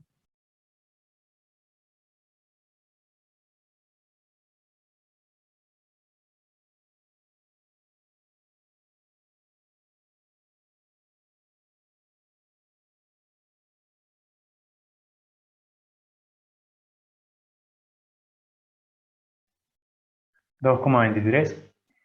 2,23, bien, gracias. Bien, entonces ya tenemos el tiempo de línea, el tiempo disponible y la cantidad de producción. Nos pide, sencillamente, calcular el ciclo de tiempo y el número mínimo de teórico de trabajadores. ¿Cómo calculamos esto? ¿Recuerdan? El ciclo de tiempo era el tiempo disponible dividido la cantidad de producción que necesitamos si es que tenemos ese dato. ¿Sí? Entonces, el ciclo de tiempo sería el tiempo disponible, 480 minutos, dividido la cantidad de producción, que son 800. 800 unidades. ¿Cuánto sería? 0,6. 0,6 minutos es el ciclo de tiempo. ¿Sí? Ninguna estación de trabajo se puede superar ese número. ¿Está bien? Entonces, nos pide calcular el mínimo teórico de trabajadores. ¿Cómo lo calculamos? El tiempo de línea dividido el ciclo de tiempo. El ciclo de tiempo, bien. El ciclo de tiempo lo calculamos recién, que era 0,6. Y el tiempo de línea, me lo dijeron recién, 2,23. O sea que 2,23 sobre 0,6 me estaría dando el mínimo teórico de trabajadores. ¿Bien? Si no saco mal la cuenta, me da 3,71, ¿puede ser? Sí. Bien. ¿Y el número real de trabajadores? 4. ¿Cómo? 4. 4. Si no entendí, alguien que me dijo algo antes. Bien. Recordemos entonces que el mínimo teórico de trabajadores, lo tuvimos recién, nos da 3,71. El número real de trabajadores es el número entero siguiente, ¿sí? Si nos da 3,71, entonces el número real de trabajadores es 4. Fíjense, si ustedes están mirando el ejercicio y tienen el diagrama de precedencias, ¿cómo distribuirían ustedes esas actividades en estaciones de trabajo para respetar el ciclo de tiempo que determinamos? Dijimos que el ciclo de tiempo es restrictivo, ninguna estación de trabajo puede superar 0,6. ¿Sí? Y las estaciones de trabajo son agrupaciones de una o más actividades que tienen una suma dentro de tiempo, ¿no? Entonces, ¿cómo distribuirían? Por ejemplo, ¿Se puede juntar B y C en una?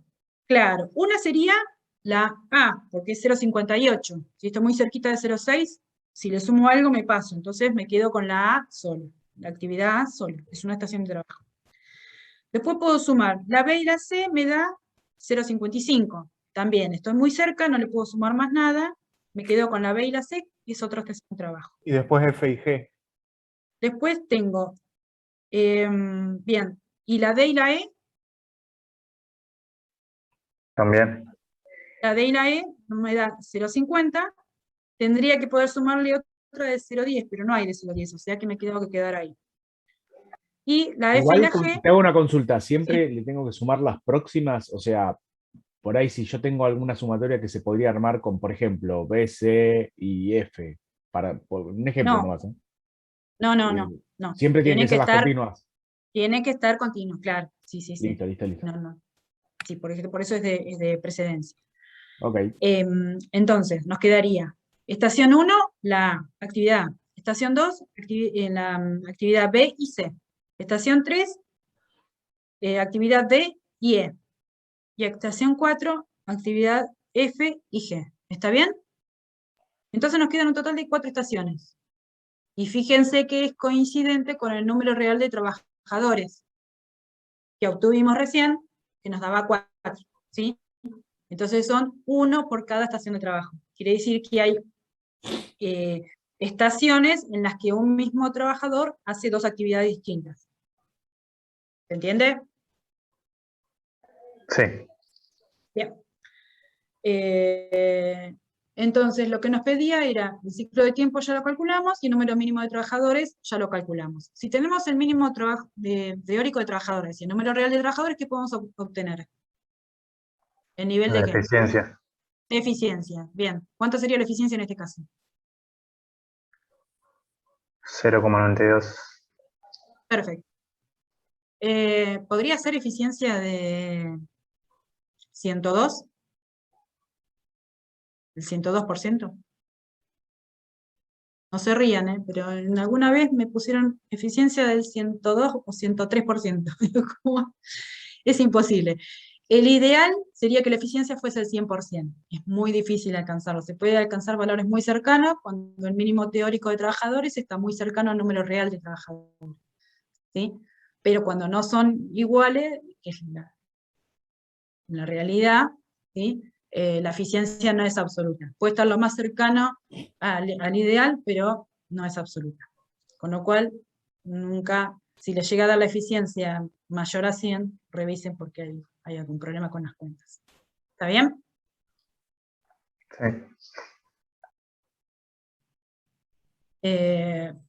Bueno, y el ejercicio número 7, fíjense,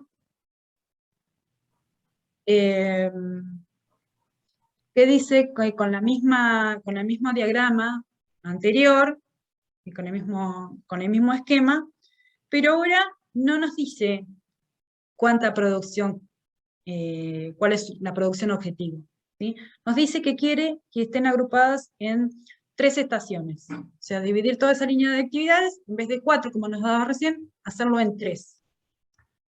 Entonces nos pide el ciclo de tiempo meta, la agrupación, esto que hicimos recién de agrupar las actividades en estaciones de trabajo, cuál sería la agrupación, y qué nivel de producción se puede obtener en 7 horas de trabajo.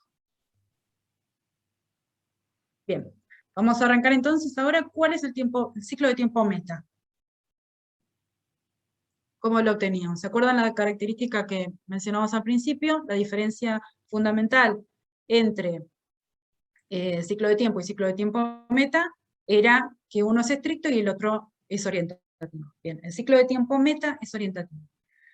Y lo vamos a obtener dividiendo el tiempo disponible, perdón, el tiempo de línea, dividido en la cantidad de estaciones que nos sugiere el enunciado. Y entonces sería, como es la misma línea de trabajo, el tiempo de línea es el mismo, 2.23, y lo dividimos en las 3 estaciones que queremos encontrar. ¿Sí?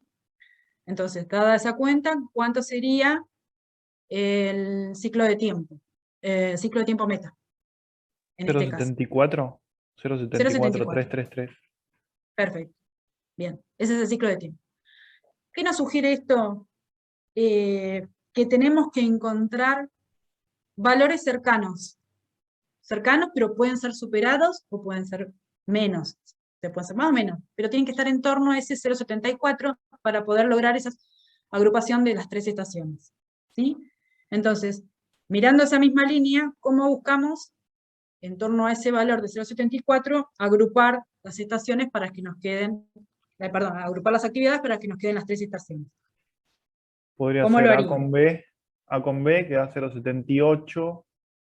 Sí, C con E queda 0,70. Y las otras 3 queda 0,75. D, F y G. bien, perfecto. ¿Todos están de acuerdo? Sí. Bien. Fíjense que en el caso de la última estación, supera el valor de 0,74, pero como es orientativo, no hay problema. ¿Sí? No es como en el caso anterior, que no nos podían pasar de 0,6. ¿Bien? ¿Hay un límite de cuánto se puede exceder?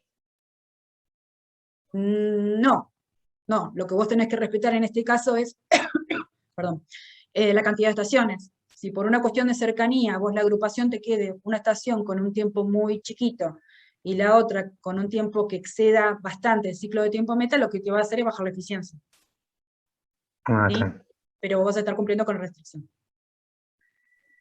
Bien, entonces, el ciclo de tiempo meta ya lo encontramos. ¿Cuál sería la agrupación? Ya la encontramos. ¿Y cuál sería la producción que se obtiene en 7 horas de trabajo?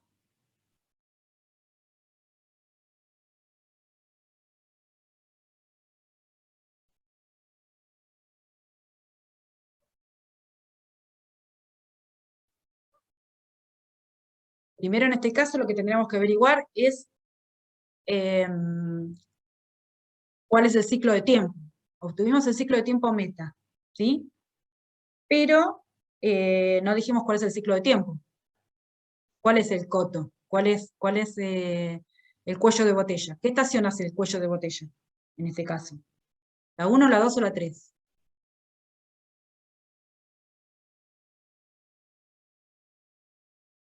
¿La 2?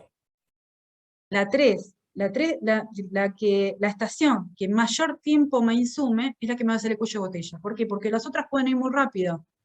Pero como esa me demanda, a ver si me saqué mal la cuenta, es 0, La 1 entonces, que es Sería la primera, claro. 0, perdón, la 1, sí, la 1. Claro, la 3 sería 0,75. Bien, 0,78 es la 1 y es la que más tiempo demanda, ¿sí? Entonces esa es la que me marca el ciclo de tiempo, en este caso, ¿sí? ¿Se acuerdan que en el ejercicio anterior lo calculamos de una manera? En este caso lo calculamos de esta manera. Una vez que obtenemos el ciclo de tiempo meta, establecemos cuáles son las estaciones de trabajo y aquella estación que demanda mayor cantidad de tiempo es la que me marca el ciclo de tiempo, ¿sí? Entonces el ciclo de tiempo para este segundo ejercicio es 0,78, ¿sí? Entonces, partiendo de la definición de ciclo de tiempo anterior, que decíamos que era el tiempo disponible dividido en la producción, en este caso, ¿qué es lo que no sé? La producción. Entonces, damos vuelta a la fórmula y decimos que la producción es igual al tiempo disponible dividido el ciclo de tiempo. ¿Entiende? Sí. ¿Sí? Bien. Entonces, ¿cuál sería ese nivel de producción? Nos dice ahora que en vez de 8 horas está trabajando 7 horas. O sea que el tiempo disponible cambia a 420, ¿verdad? Sí. Bien. Entonces, el tiempo disponible es 420 y el ciclo de tiempo que terminamos recién es 0,78. La producción, el nivel de producción disponible en ese tiempo con esta distribución que determinamos, 538 puede ser, 538, 538,40. bueno, pero como son unidades, lo llevamos al número 538. redondeado a 539, ¿sí? O 538, 539, ¿sí? Es un número redondo. ¿Está bien? Sí, ¿Hay alguna duda? Calculemos la eficiencia, en este caso.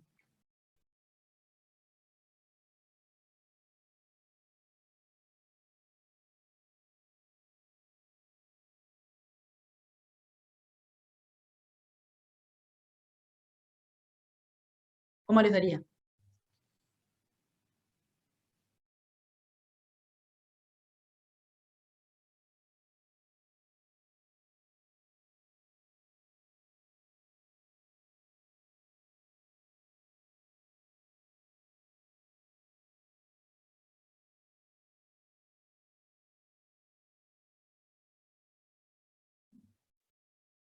Recuerda que dijimos que hay dos formas de calcularla, ¿no? Una es dividiendo el mínimo teórico de trabajadores sobre el número real de trabajadores, y la otra es haciendo la cuenta entre el cociente entre el tiempo de línea dividido el ciclo de tiempo por la cantidad de estaciones de trabajo, ¿sí? Entonces, en este caso, el tiempo de línea sigue siendo 2,23 y el ciclo de tiempo 0,78 y la cantidad de estaciones que nos pide el ejercicio son 3. Y entonces 2,23 dividido 0,78 por 3 nos da el nivel de eficiencia. ¿Cuánto les da eso? 0,95. Bien, entonces, sobre la misma estructura, ¿podemos comparar si una es más eficiente que la otra? En el ejercicio anterior, sobre la misma línea de montaje, nos dio 93%, y la segunda 95, o 95,3. ¿Podemos comparar y decir que una nos dio es más eficiente que la otra? ¿Sí? ¿No? ¿Por qué?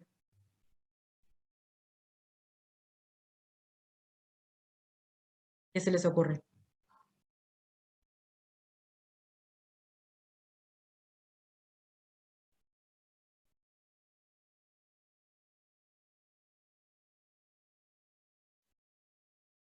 Sí, sí, sí, es la idea.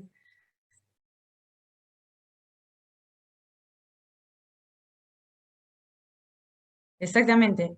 El nivel de producción es menor, el tiempo de trabajo es menos y la estructura en la que propusimos trabajar es distinta. Con lo cual, no podríamos decir que uno es más eficiente que el otro, sino lo que tenemos que ver es qué es lo que queremos priorizar. ¿Nos interesa priorizar y tener sí o sí 800 unidades? ¿O decimos, bueno, la planta funciona, la línea, perdón, funciona esta cantidad de horas y lo que produzco, ¿sí? De vuelta, es siempre analizar qué es lo que quieren, como no podemos optimizar todo, no podemos tener lo mejor de lo mejor en todo, tenemos que evaluar en cada caso qué es lo que nos conviene más. Por eso es la distribución. Y en todo caso, por ahí hacer alguna redistribución, si quiere mantener el número de producción, habría que por ahí hacer alguna, igualmente es bastante eficiente, ¿no? Por lo que da el número.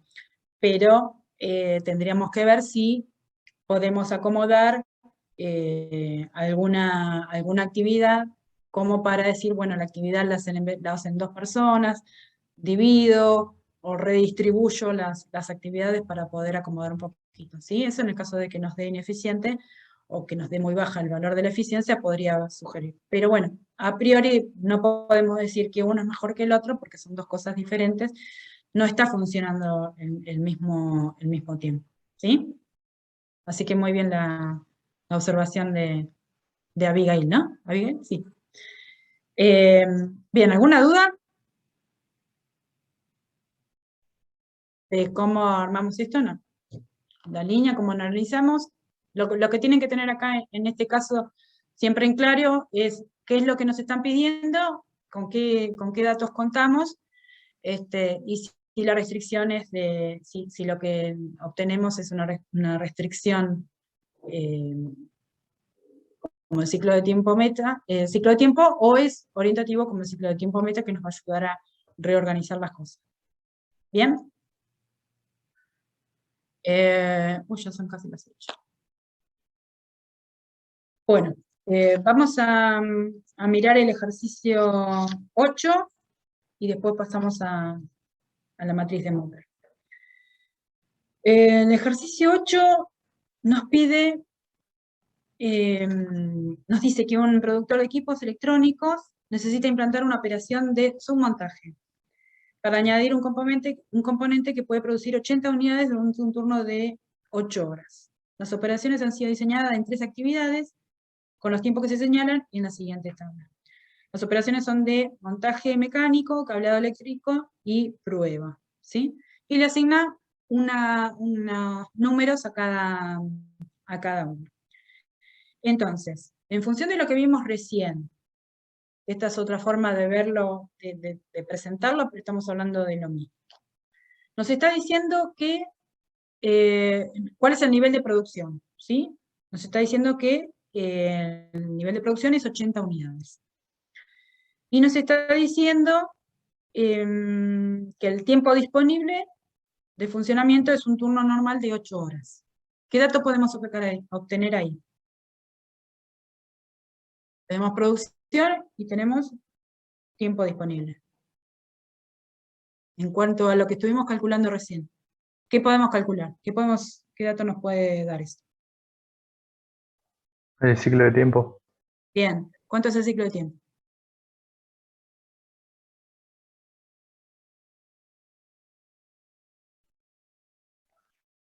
6. Bien, cuenta fácil, 480 que es el tiempo disponible, dividido la cantidad que quiero producir, nos da el ciclo de tiempo que es 6 minutos. Lo que nos pide el ejercicio es cuántas estaciones de trabajo en paralelo se requieren para cada actividad, en función del ciclo de tiempo. Si la actividad A insume 12 minutos, ¿cuántas estaciones en paralelo tengo que armar? 2. ¿Cuántas deberían funcionar? Dos estaciones en paralelo. Bien. Para la actividad B, 3. sí, porque con 2 no me alcanza, con 3 me sobra, pero bueno, ese va a ser el tiempo ocioso. ¿Sí? Y en el caso de la actividad C, Con uno uno solo ya porque con alcanza. uno me alcanza. Bien. Entonces, estaciones en paralelo serían 6. ¿Bien? ¿Qué otro dato podemos sacar de acá? Nos pide, en el inciso B, suponiendo que los trabajadores de cada estación no pueden ser utilizados para otra actividad en la planta, ¿cuál es el porcentaje de tiempo ocioso para esta operación de subensamble? Bien, acá lo que nos pide puntualmente es, de la formulita esa que yo les mostré, calcular el tiempo ocioso. Entonces,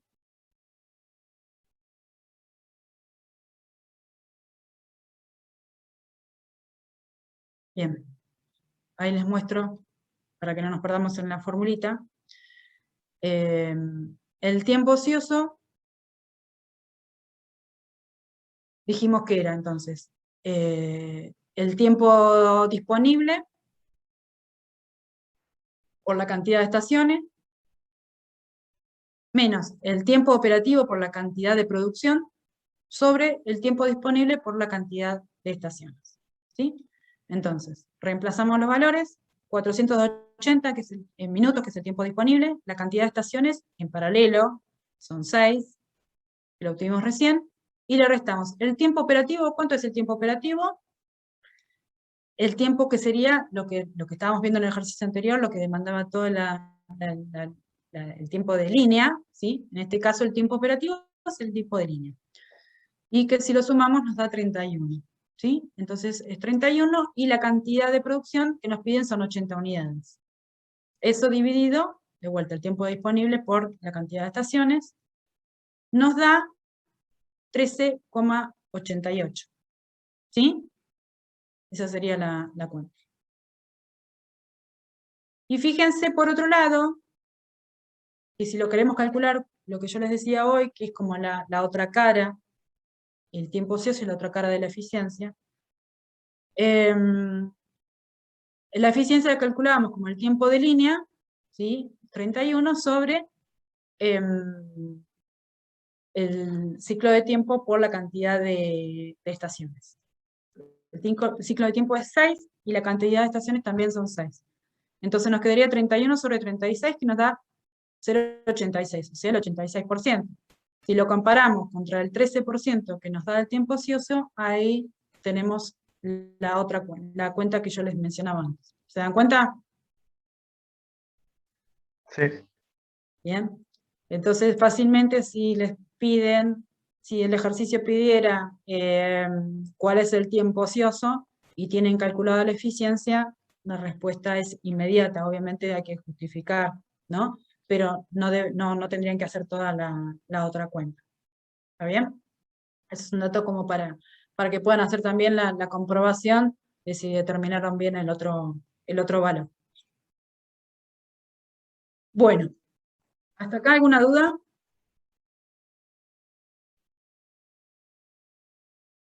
¿No? Vamos a pasar ahora. Voy a compartir.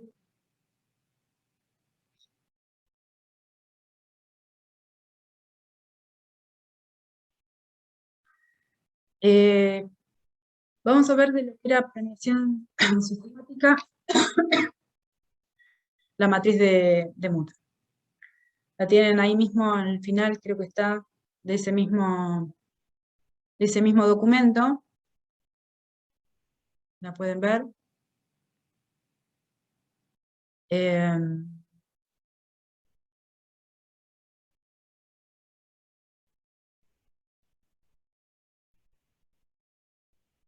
Me que cierro, entonces,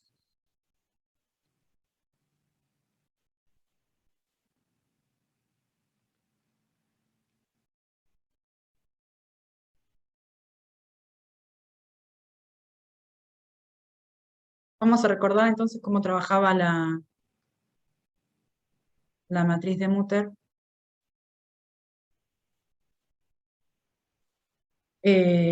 Viendo cuál es el ejercicio que tienen ahí en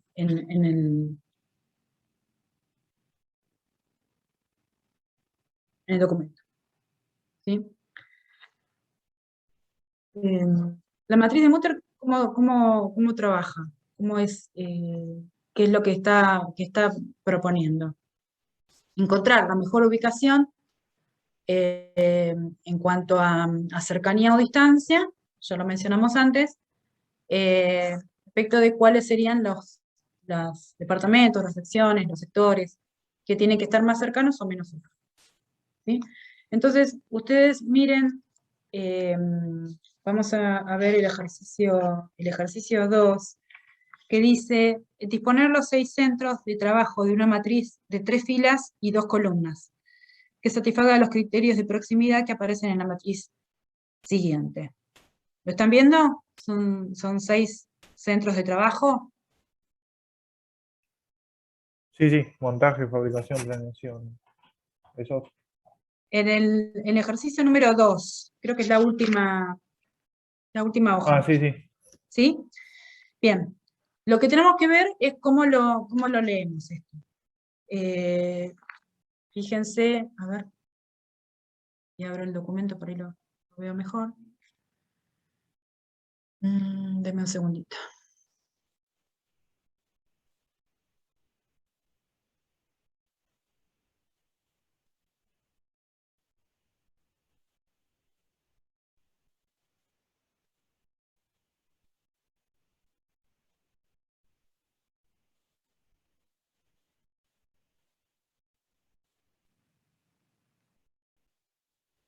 Lo compartimos acá, así lo vemos, que es más fácil explicarlo así. Bien, esto lo que nos muestra es cómo se relacionan cada uno de los departamentos, ¿no? De los centros de trabajo. Entonces, ¿cómo lo leemos? Tenemos dentro de la matriz letras X que expresan que tienen que estar distanciados, totalmente distanciados. Las letras A indican que tienen que tener cercanía esos centros, y las letras intermedias, acá no aparecen todas, aparecen simplemente la O y la U. La U significa que tienen que estar distantes, lo más distante posible, y la O tienen que tratar de estar distantes, pero bueno, tampoco es tan restrictivo. ¿Sí? Son valoraciones intermedias. Los extremos son las X y las A. Entonces, vamos a leer de acá, y vamos a ir anotando. Tenemos que hacer una matriz de 3 por 2, de 3 filas por 2 columnas, y tenemos que distribuir esas 6 estaciones esas 6 centros de trabajo de acuerdo a las restricciones que nos imponen. Entonces, por ejemplo, esta letra X que ven ahí, ¿qué significa? Que la estación o el centro de trabajo 1 tiene que estar totalmente distante con el centro de trabajo 2. ¿Sí? Cuando lo miramos de acá, miramos estos, y cuando miramos así, vemos el de referencia. ¿Sí? No sé si queda claro lo que estoy leyendo, pero, por ejemplo, esta X significa que el centro de trabajo 1 tiene que estar distante del trabajo 2. Esta X que ven ahí, esa que estoy marcando con el cursor, ¿qué significa? ¿Qué estación tiene que estar lejos de qué estación?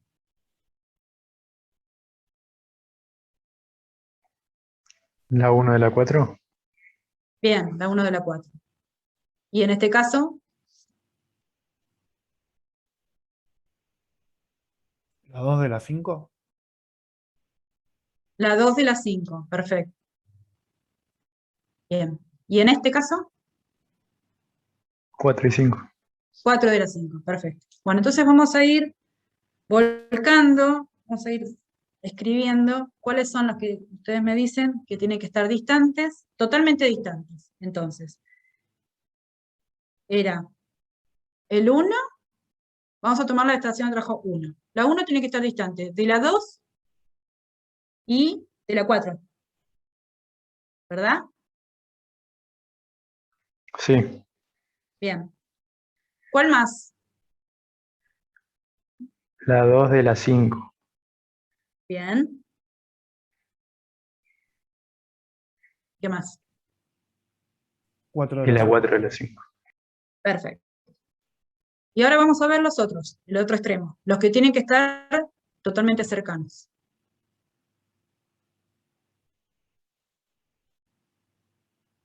Cánteme ahí los que están con letra A serían, ¿no?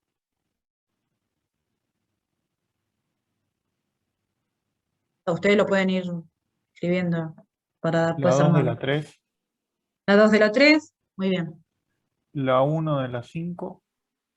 Sí, La 2 de la 4. la 2 de la 4, sí, La 3 de la 6. Y la 4 de la sí, 6. y la 4 de la 6. Bien. Con letra O,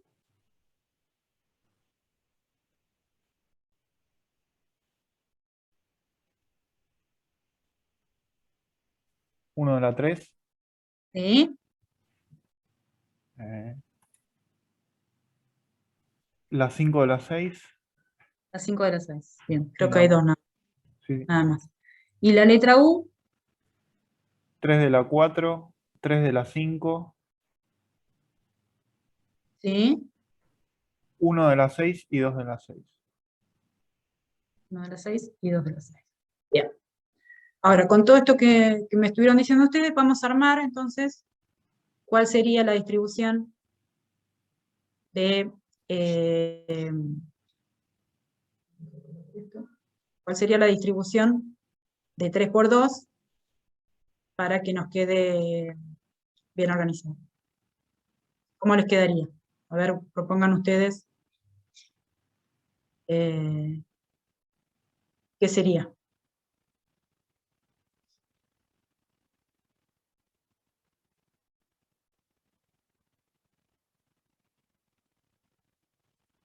¿Cómo les quedaría?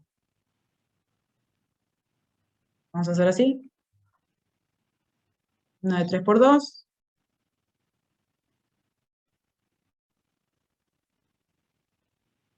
¿Cómo ponemos los números en función de lo que me estuvieron diciendo?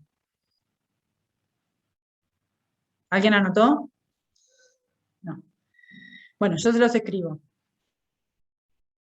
Y ahora analizamos. 5. Esto es a prueba y error. Hay que anotar quiénes están próximos y quiénes están lejanos. Y después ir haciendo el control a ver si se verifican todas las restricciones. Y punto importante, no hay una sola forma de hacerlo.